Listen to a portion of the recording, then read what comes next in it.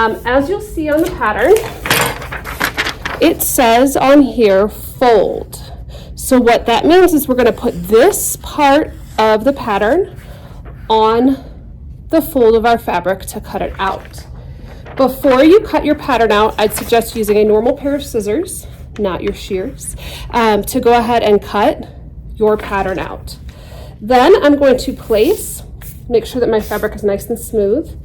I'm going to place my pattern right on that fold, and then I'm going to pin my pattern down before cutting it. To pin, you're going to first want to pin your corners. When you pin your corners, you're going to put your pin down into both the pattern and both pieces of fabric, and then come back up. Okay, when you do this, you want to make sure that you're not putting your pin over the edge of your fabric, because we're going to cut along this line, and so we don't want to cut into the pin.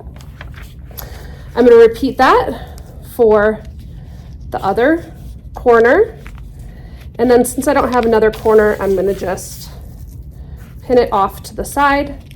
Again, pins facing the cut edge, the edge we're going to cut.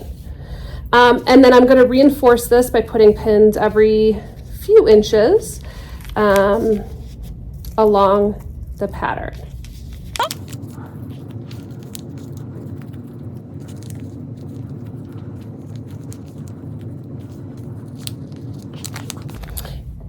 Once I have them all pinned, then I'm ready to cut my pattern out.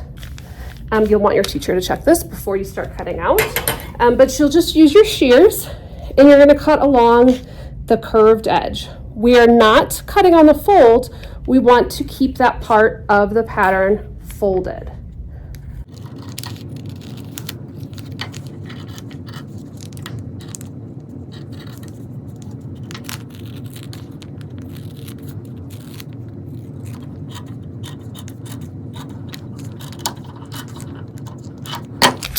Once I have my pattern piece cut out, I can go ahead and unpin it.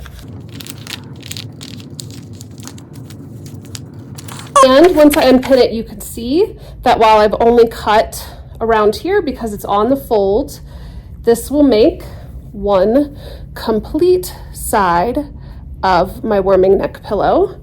And then I'll have to do the same thing to the other side of my fabric. So folding it in on itself, placing this piece on the fold, and then cutting it out.